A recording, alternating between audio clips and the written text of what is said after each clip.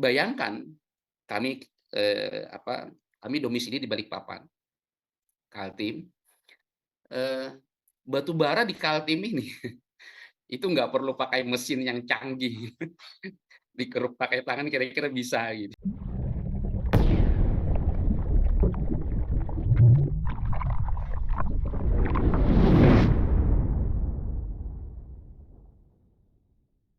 Yuk dapatkan pahala jariyah dengan berwakaf di Badan Wakaf Al-Quran.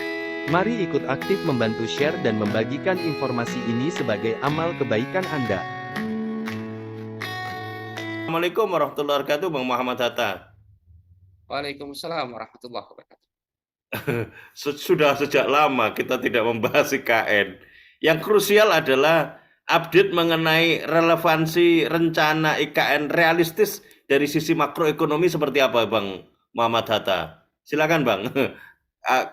Keinginannya dulu kan rencananya bisa meningkatkan secara signifikan pertumbuhan ekonomi. Benarkah asumsi itu? Silakan, Bang Muhammad Hatta.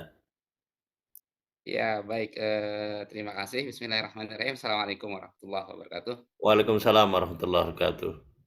Yang kami hormati Bang Faisal Assegaf selaku pembicara pertama, sekaligus nanti pembicara yang ketiga Bapak Dr. Muhammad Waib, yang kami hormati dan tentu saja dimuliakan oleh Allah Subhanahu wa taala.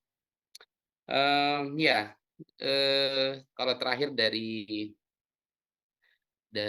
Menteri PUPR itu kalau tidak salah disebutkan kita sudah sekitar katanya jalan 30% ya, sekitar 30%-an, progres, pembangunan IKN itu. Dana yang dikeluarkan tidak kurang dari sekitar 25 triliun, 25 triliun dan semuanya APBN, belum ada investor, belum ada investor. Investor yang katanya 220 itu paling banter masih masuk dalam yang namanya NDA ya, non disclosure agreement. Jadi masih cukup jauh untuk bisa terrealisir investasi.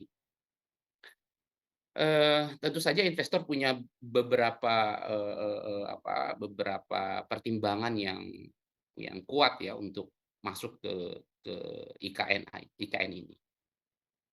Ada beberapa apa, resiko yang mereka hadapi. Yang pertama adalah resiko pasar ya, resiko pasar. Resiko pasar dan resiko, politik ya. Nah itu yang mereka kemudian, eee, apa, membuat begitu bimbang, ragu gitu ya, uncertainty, ketidakpastian yang cukup tinggi yang mereka hadapi. Jadi makanya kemudian sampai-sampai kan ada mau dirubah lagi tuh undang-undang segala macam gitu. Nah begitu. Namun, eee, kalau kita bicara investasi, kalau terkait dengan investasi ya, investasi sebenarnya kita sudah, setiap tahun ya, saban tahun kita itu investasi sudah cukup besar ya. Investasi penanaman modal asing itu kalau kita catatan BPS itu sekitar $30 miliar ya 2021 itu. $30 miliar investasi, asing gitu. Eee, jadi, bukan hal yang apa istilahnya, eee eee, sudah apa, menjadi hal yang aneh gitu, bukan gitu ya. Sudah begitu begitu banyak investasi asing di Indonesia ini, ribuan triliun ya kalau dirupiahkan. Nah, namun, hal itu juga tidak membawa, dampak yang positif begitu rupa bagi ekonomi Indonesia. Itu kita bisa lihat itu perkembangan data data, lembaga penjamin simpanan gitu ya. Bagaimana rasio bertambah jumlah uang ya, rasio jumlah uang rekening yang nominalnya saldonya di bawah 100 juta dibandingkan dengan rekening yang 1 M sampai 5 M lebih itu. Itu 80% bahkan hampir 90% dari bertambahnya jumlah uang di seluruh rekening di Indonesia tahun 2022, itu dikuasai oleh rekening 1 M sampai 5 M. Jadi, ya itulah hasil dari investasi-investasi dari luar negeri itu gitu. Artinya pembangunan ekonomi itu hanya dirasakan oleh segelintir pihak saja. Jadi kalau IKN kemudian digeber begitu rupa gitu ya, dipaksakan begitu rupa, kemudian investasi asing yang jauh lebih besar daripada IKN itu juga tidak mampu berbuat apa-apa, terus apalagi IKN gitu yang investasinya tentu lebih kecil gitu dibandingkan, investasi yang sebelum-sebelumnya yang sudah masuk. Mmm, itu satu. Nah, adapun terkait dengan, bukan isu ya, sudah mau diambil kebijakan bahwa ada, tenaga kerja asing yang dipakai pengawasnya. Ini tentu saja menambah catatan catatan gelap ya yang kami punya, catatannya. Mmm, ini kan hampir serupa dengan persoalan, pengelolaan sumber daya alam ya. Sumber daya alam itu dikelola, salah satu mitos yang yang dilemparkan oleh oleh pemerintah biasanya adalah, kita belum punya tenaga ahli untuk mengelola sumber daya alam itu, belum punya tenaga ahli gitu, belum punya tenaga. Bayangkan kami, eee, apa, kami domisili di Balikpapan, Kaltim, eee, batu bara di Kaltim ini itu nggak perlu pakai mesin yang canggih, dikeruk pakai tangan kira-kira bisa gitu. Tenaga kerja asing yang kayak apa yang diperlukan begitu. Tapi berapa banyak coba kita hitung badan usaha milik negara yang mengelola batu bara? Hanya satu. Dari produksi 600 juta ton setahun batu bara itu diproduksi, BUMN yang milik negara itu nggak nyampe 100 juta, hanya kurang lebih sekitar 50 juta ton dia produksinya. Bayangkan, hal yang tidak perlu teknologi yang begitu canggih gitu ya, terus kemudian tidak perlu tenaga asing yang begitu rupa karena batu baranya juga begitu gampang diambil, itu juga diserahkan kepada swasta bahkan asing. Coba kita lihat laporan keuangan perusahaan-perusahaan swasta yang mengelola yang menambang batu bara kita itu. Coba lihat laporan keuangan. Top eksekutifnya itu siapa saja itu. 80-90% itu bisa orang asing gitu. Bisa terlihat langsung dari foto-fotonya itu. Itu itu sudah begitu. Nah, jadi bagi kami ini adalah menambah menambah catatan buruk untuk kesekian kalinya. Persoalan persoalan apa? Persoalan cara berpikir yang keliru berkaitan dengan pengelolaan negeri ini. Selalu saja kemudian seolah-olah orang asing itu lebih unggul. Kalau seperti ini ya yang katanya revolusi mental itu kemana? Begitu.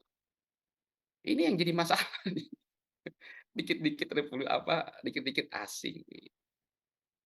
Dan kita tahu ini juga padahal pemerintah satu sisi juga ada misalnya mengembangkan pesawat amfibi N219 itu ya. Nah, itu satu sisi anak negeri sudah begitu berupaya menunjukkan skill-nya begitu rupa, tetapi posisi lain kok malah masih aja mengandalkan asing gitu. Pembangunan JIS konon itu tidak ada tenaga kerja asing pembangunan JIS. Begitu rupa pembangunan JIS ini. Jadi memang sangat ya tadi menambah tidak lain ini adalah menambah catatan kelam di dalam catatan kami bahwa, pembangunan negeri ini, tata kelola negeri ini tadi yang kata Bang Faisal tadi, jurus mabuk sudah ini, jurus mabuk jurus mabuk, pokoknya bangun bangun tanpa tanpa ada Yang dikhawatirkan Bang Faisal tadi itu modus operandi untuk membangun logistik dengan oh, iya narasi iya. pembangunan IKN. Itu dugaan yang berdasarkan analisa Bang Faisal Asgaf gitu loh. Karena nyambung dengan kepentingan jangka pendek kontestasi politik Iya, begitu. betul betul Dengan betul. all out-nya menawarkan itu kepada investor agar segera ada cash money lah, Hmm, apa uang keras lah begitu kira-kira. iya, Secepatnya bisa fresh money. masuk. Mm-mm. Iya, fresh money itu uang segar bagi, pilpres ya, bagi pilpres termasuk, dalam kasus proyek apa itu, pasir ya, pasir laut ya. Diduga kuat juga ke arahnya ke sana. Nah, jadi, ini bagi kami. Jadi itu satu. Yang kedua, yang kami spesifik berkaitan dengan IKN ini adalah, eee, IKN itu kan kami catat, kami sudah membuatkan e-book berkaitan dengan IKN ini. Mungkin nanti boleh kami share, judul e-book-nya adalah Pindah IKN dan Ilusi Keadilan Ekonomi. Kami sudah memberikan, banyak catatan di sana bahwa, meskipun pemerintah kemudian mengatakan bahwa 50% lebih sampai 57, 58, 9% lebih gitu ya, pertumbuhan ekonomi itu kontribusinya ada di Pulau Jawa. Namun kalau kita lihat data BPS pula gitu, data BPS pula 50% lebih kemiskinan itu juga ada di Pulau Jawa. Nah, ini yang mau dibawa ke Kalimantan yang mana? Pertumbuhan ekonominya apa kemiskinan? Nah, justru data yang ada, kemiskinan terendah kemiskinan terendah, itu datanya ada di mana? Di Kalimantan. Harusnya kan gaya model pembangunan Kalimantan yang dibawa ke Jawa, jangan terbalik, gitu. Kenapa? Karena kemiskinannya terendah, begitu. Jadi jadi itu yang kami kami apa, salah satu catatan yang kami, bubuhkan di dalam e-book kami tentang ilusi keadilan ekonomi, pindah IKN dan ilusi keadilan ekonomi. Itu yang kedua. Yang ketiga, ada 4 titik kritis persoalan IKN ini. Yang pertama tadi itu ada tentu saja adalah tujuannya yang kami pikir tidak nyambung antara target dengan apa yang dilakukan. Yang kedua soal keuangan, yang ketiga tadi, soal tempat ya. Eee, yang keempat kalau tidak salah soal lingkungan yang kami catat itu. Nah, tentang keuangan tadi sudah dikasih di garis merah sama Bang Faisal tadi sudah disebutkan, ini memperberat memperberat fiskal fiskal kita. APBN kita itu, kalau kita tambahkan dengan pembayaran pokok utang, BUMN ya, baik itu keuangan maupun non keuangan, plus bunga APBN kita itu 1.300 triliun, 1.300 triliun. Lah penerimaan pajak kita itu hanya 1.200 triliun, 1.300 triliun, bayar utangnya 1.300. Ini ini tata kelola keuangan kayak apa kira-kira ini? Penerimaan negara pajak 1.200, 300 triliun, bayar utang, pokok utang plus bunganya 1.300 triliun. Katanya pakai patron MMT, modern monetary theory, harus defisit begitu. Kalau seperti itu kan ya makin hancur lagi tuh, rupiah aja nggak beranjak-beranjak dari 14.800, kan 15.000. Selalu aja bolak-balik main yoyo di situ. Nggak pernah kembali, katanya mau dikembalikan hanya 1 digit 9.000 gitu kan rupiah. Nggak terjadi begitu. Jadi itu semakin mempersempit ruang fiskal kita. Makanya kemudian begitu aneh, IKN digeber begitu rupa, tetapi kemudian bulan September kemarin, pemerintah dengan memaksa begitu rupa menaikkan menaikkan, Pertalite ya, menaikkan. Padahal rakyat Indonesia itu sudah terseok-seok di tengah, hantaman pandemi gitu ya, BBM naik pula bulan September gitu ya. Nah ini, bahkan PPN juga naik sampai 11%. Jadi, eee, apa, eee, itu sangat tidak tepat ya, kalaupun gitu, sudah tepat dari sisi tujuan, target dengan apa yang dilakukan gitu, dari sisi waktu tidak tepat, dari sisi waktu tidak. Karena, ruang fiskal APBN itu sedang begitu rupa tertekan setelah pandemi kemarin. Jadi, adapun kemudian persoalan IKN itu nanti jadi magnet pembangunan, itu kan untuk beberapa tahun yang akan datang, tidak dalam jangka pendek ini. Sementara yang kita hadapi adalah dalam jangka pendek short term saat ini, yang memerlukan, peran pemerintah begitu begitu kuat. Tapi anehnya justru yang dilakukan, justru malah menambah tekanan kepada, masyarakat. Makanya tidak heran permintaan masyarakat itu begitu mudah tuh tergerus ya, permintaan masyarakat itu tergerus.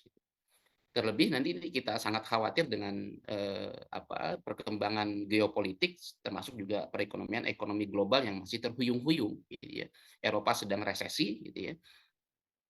Suku bunga masih begitu tinggi di Eropa. Eropa baru saja European Central Bank baru saja menaikkan tingkat suku bunga.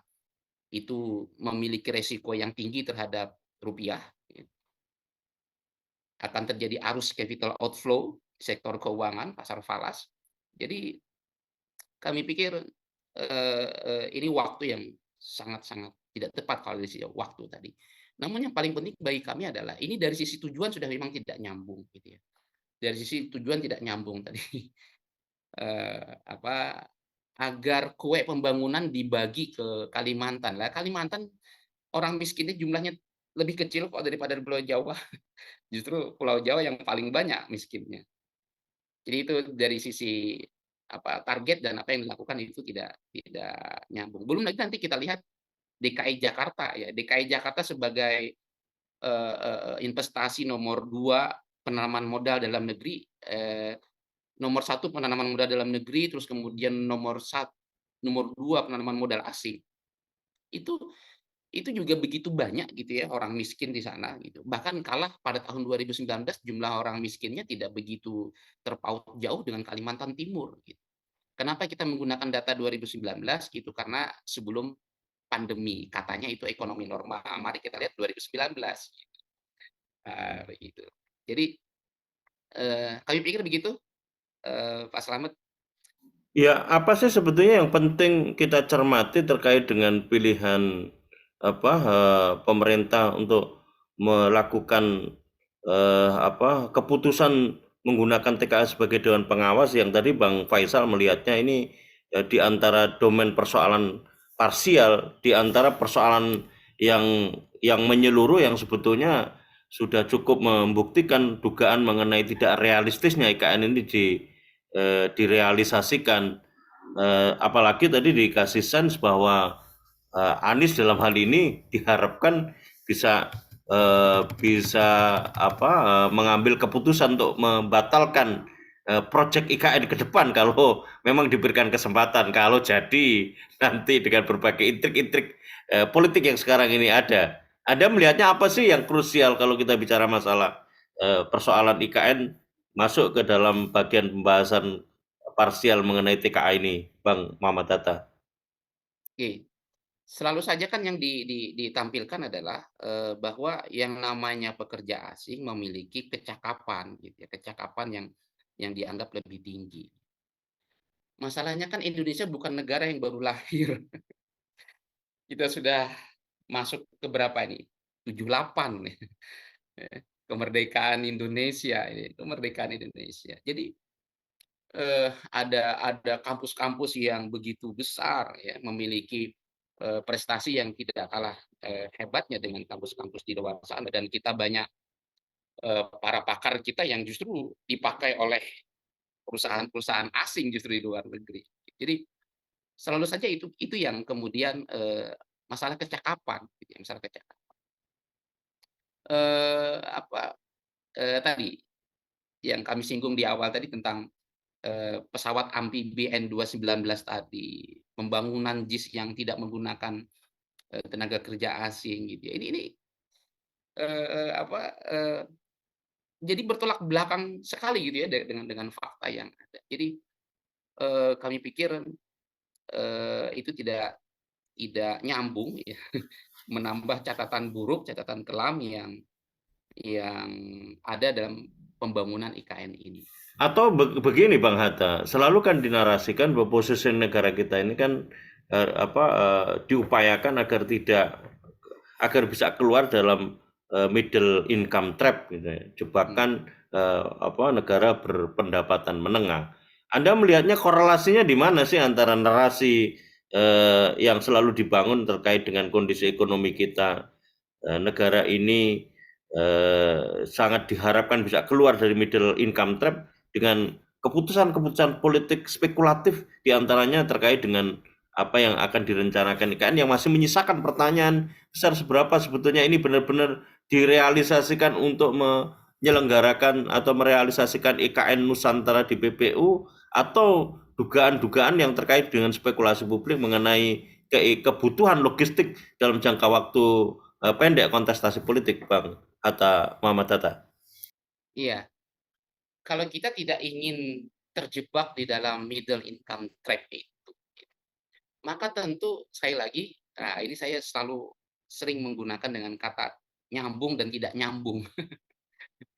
Jadi, eee, kalau kita memang serius tidak ingin middle income trap itu, maka kita harus nyambung kebijakan, misalnya kebijakan dalam hal, persoalan, yang sering saya gunakan contoh adalah persoalan batu bara ini, batu bara karena memang kami di Kaltim gitu ya, dan ada beberapa kemarin sempat kami menelaah beberapa laporan keuangan perusahaan batu bara. Nah, eee eee, dan kemarin kejadian 2022 itu, 2001, 2022, kejadian bagaimana kemudian PLN itu kekurangan batu bara. Padahal PLN batu bara itu memerlukan batu baranya hanya berapa? Memerlukan batu baranya hanya sekitar 150 juta ton dari produksi 600 juta ton itu. Hanya sekitar 150 juta ton. PLN plus beberapa perusahaan seperti pupuk Altim memerlukan batu baranya.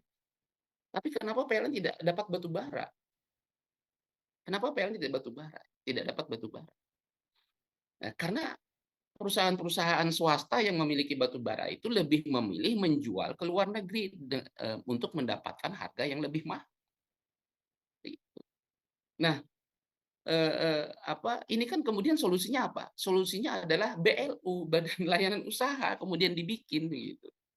BLU itu kan, sederhananya adalah tetap dijual di Indonesia, di domestik itu tetap dijual dengan harga internasional, namun kemudian perusahaan-perusahaan yang mengekspor ke luar negeri itu akan dipungut iuran begitu, untuk menutup selisih harga jual internasional di dalam negeri dengan harga harga, yang diinginkan gitu. Jadi sebenarnya kan itu, padahal solusi yang paling tepat tadi itu apa? Solusi yang paling tepat itu kita kembali mengelola sumber daya alam batu bara itu dengan mandiri langsung tanpa kita kemudian memberikan itu kepada swasta.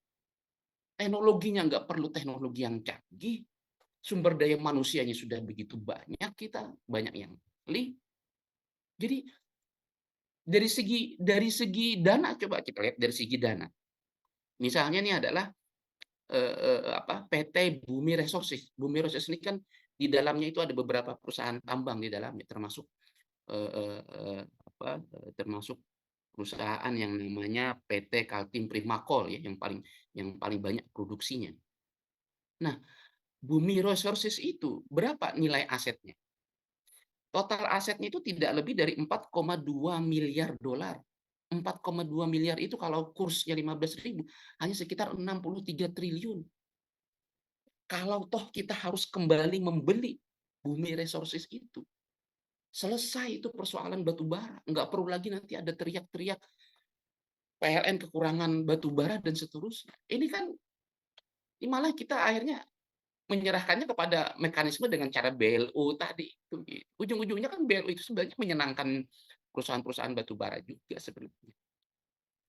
Jadi inilah yang kami anggap tadi pemerintah itu punya keinginan middle income trap gitu ya, jangan sampai terkena itu gitu.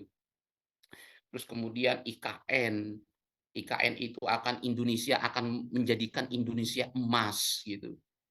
Tetapi langkah yang dilakukan itu justru menyerahkan kepada asing. Pemerintah berulang kali, "Oh ini hilirisasi hilirisasi," tapi hilirisasi itu dilakukan oleh asing. Ini piye toh gitu. Hilirisasi hilirisasi, tapi yang melakukan hilirisasi pihak asing. Jadi, kan aneh ya. Bagaimana mungkin jadi emas? Jadi, kalaupun kemudian kemudian ada manfaatnya, ya hanya kebagian cuci piring aja, ya. Putra dalam negeri kita ini hanya kebagian cuci cuci cuci piring saja gitu, yang pesta ya mereka, gitu, orang-orang asing. Jadi, dan perlu diketahui siapa investor asing investor, investor, sebentar seingat saya itu ada, ini ya, Belanda. Jadi investor asing, cukup besar itu Belanda ya, Belanda justru. Setelah Singapura ya, terus kemudian Belanda, saya agak lupa nih datanya di mana. Jadi kapan-kapan nanti kami, tampilkan Iya. lagi data. Rekomendasinya apa Jadi, nih, Bang Muhammad Hatta? Rekomendasinya apa nih? rekomendasinya sesuaikan antara target dengan apa yang dilakukan. Kalau kemudian targetnya Indonesia emas ya, dengan IKN itu, terus kemudian eee eee, berdikari gitu ya. Tapi kalau kemudian masih saja bergantung dengan asing, kami kira itu, sesuatu yang bertolak belakang ya, bertolak belakang dan harus ada eee, kemandirian kemandirian kehendak termasuk kemandirian konsep. Nah, ini kira-kira kemandirian konsep yang kita pakai untuk mengelola ekonomi. Karena ekonomi yang kita pakai ini tata kelolanya juga dari kapitalis.